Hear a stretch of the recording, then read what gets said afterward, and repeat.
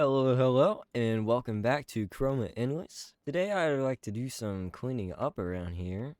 Maybe we can get a little base going while we're at it. Last episode we got a little dye farm going up here, and I think we're going to put that to use today. For our base, I think we're going to make use of a bunch of concrete, which normally in vanilla you would have to sit here and wash them one by one in order to get the actual concrete instead of powder. But with Create, we can actually just use a little fan with water here and just do them all at once, which will be much faster than having to do each one individually.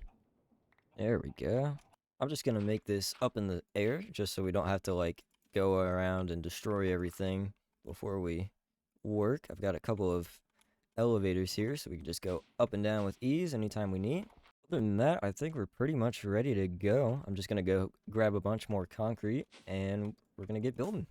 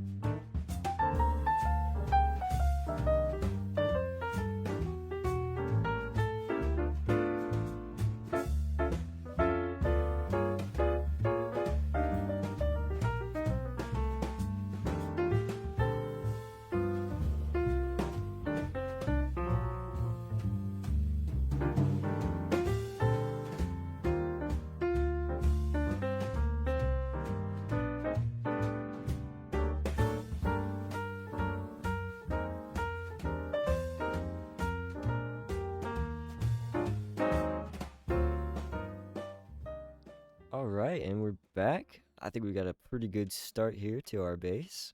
I did start running out of concrete there towards the end, so this will have to be something that we continuously work on throughout the series.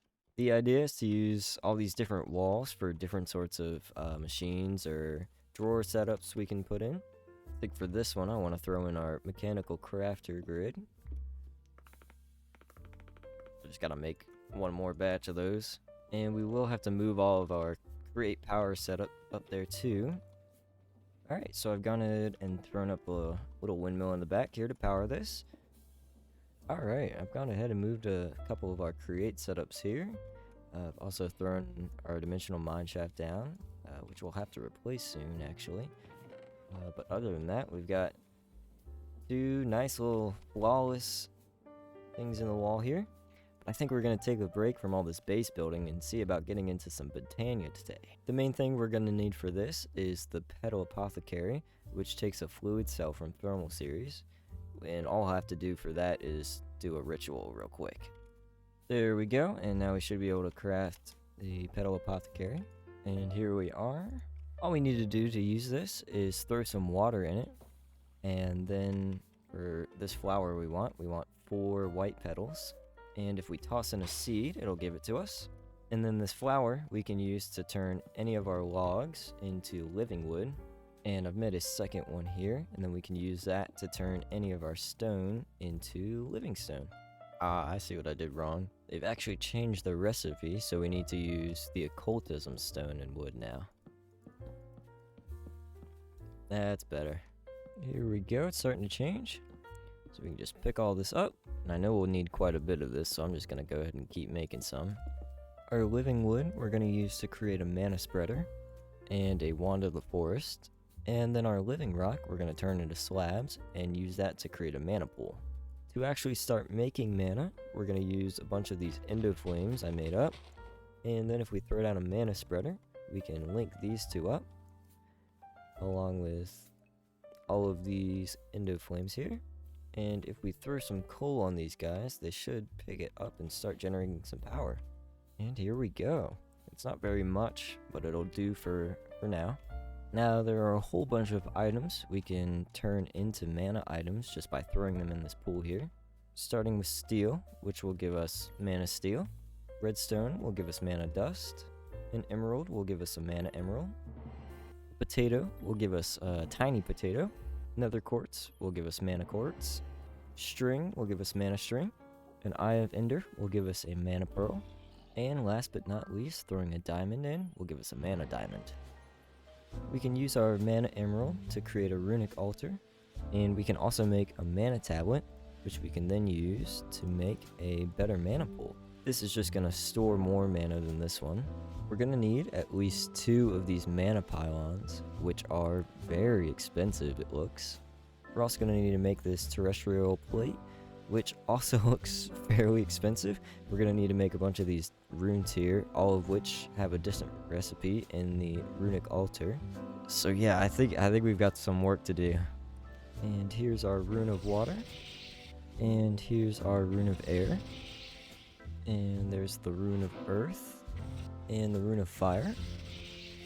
And then the last one we'll need is the rune of mana. But unfortunately, I'm out of time for today. That's where we're going to leave it. We'll finish up our Botania stuff next episode. Thank you for watching, and I'll see you next time.